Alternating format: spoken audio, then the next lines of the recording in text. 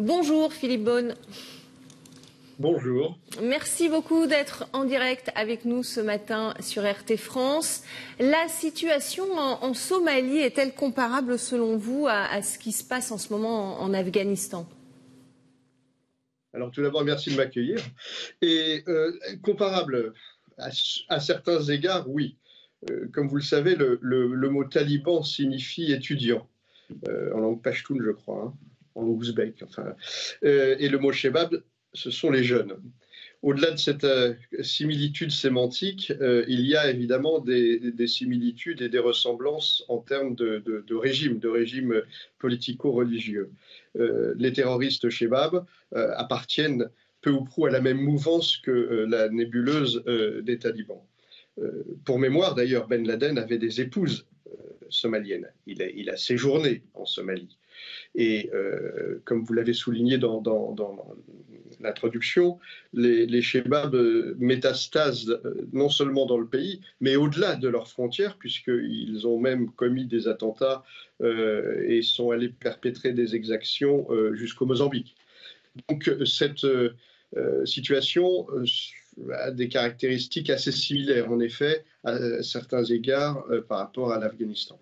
Et on a effectivement la communauté internationale qui investit des milliards de dollars. On a également une présence militaire, celle de la mission de l'Union africaine en Somalie. Et pourtant, la lutte contre l'islamisme ne semble pas efficace. Comment est-ce qu'on peut l'expliquer ? Alors, de façon assez simple, tout d'abord, en effet, des milliards de dollars ont été injectés dans ce pays, mais sans véritablement d'accompagnement réel sur le terrain. L'intervention militaire, comme vous l'avez indiqué, n'est pas une intervention des Nations Unies, ni une intervention américaine ou française ou britannique, c'est une intervention de l'Union africaine, AMISOM, African Mission in Somalia, et qui gère dans un mandat assez étroit, qui est un mandat défensif essentiellement, la situation autant qu'elle le peut. Ces milliards de dollars n'ont fait qu'une chose, ils ne font qu'accroître la corruption endémique d'un des pays les plus corrompus du monde. Et bien évidemment, tous ces grands fonctionnaires de nos grands pays occidentaux qui ne sortent quasiment jamais sur le terrain. Je vais régulièrement en Somalie avec Abshir Adenfero, qui est le candidat du renouveau dans ce pays. On ne les voit jamais. Ils restent dans l'espace sécurisé du camp de l'AMISOM, dans l'enceinte de l'aéroport. Mais ces milliards de dollars ne font qu'entretenir une corruption qui, depuis 30 ans, gangrène ce pays. Au-delà de la question du régime politico-religieux, qui est une question très importante, bien évidemment, il y a essentiellement cette question de la corruption.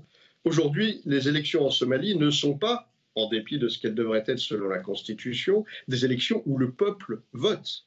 Pour résumer, les députés sont plus ou moins choisis et désignés par des chefs de clan et par des représentants des gouvernements fédéraux, puisque c'est un État fédéral, et ces parlementaires ensuite élisent le président. À aucun moment la population elle-même ne prend part à l'élection.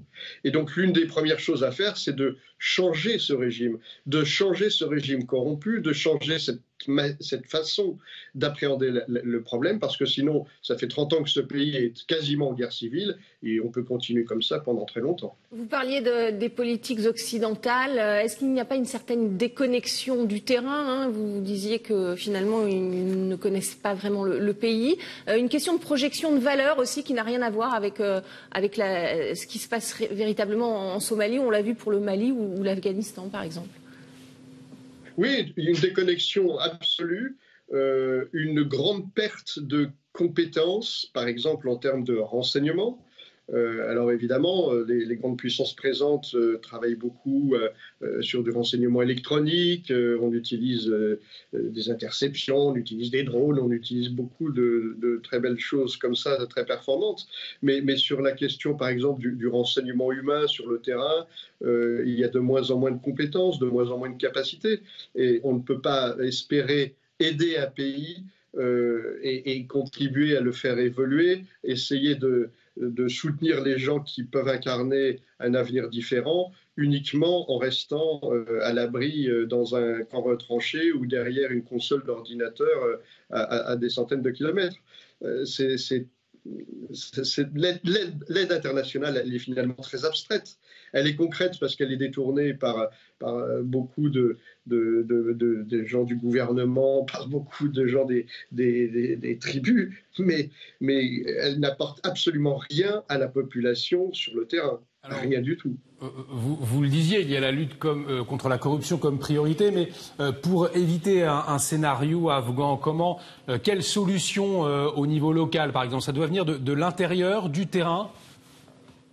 Alors, d'une part, il semble que le mandat de l'AMISOM, l'African Mission in Somalia, donc le mandat de l'Union africaine, il me semble qu'il est bien géré par nos amis africains.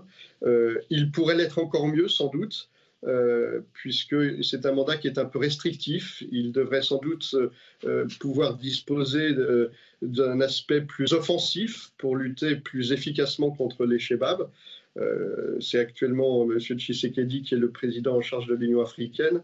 À partir du mois de janvier, ça sera le président du Sénégal, Macky Sall, qui va être président de l'Union africaine pour une année. Je sais que c'est un homme d'engagement, de conviction, de décision. J'espère que tout ça permettra à ce mandat d'évoluer dans de bonnes conditions, parce que c'est encore le dernier élément qui maintient le pays un tout petit peu en état, si j'ose dire. Mais il faut absolument forcer, j'allais dire, le monde politique somalien à faire évoluer le mode de scrutin, à faire évoluer le mode de gouvernance. Les gens aspirent à cela, il ne faut pas se tromper, et notamment toute la jeune génération qui en a assez de vivre dans un pays où il n'y a absolument aucun espoir de développement. Et le mot corruption, c'est le mot-clé. Il faut aller vers l'éradication de cette corruption. Or, le système institutionnel tel qu'il est aujourd'hui ne fait que permettre à cette corruption endémique de perdurer. Merci beaucoup Philippe Beaune de votre éclairage. Merci d'avoir répondu à nos questions ce matin en direct sur RT France.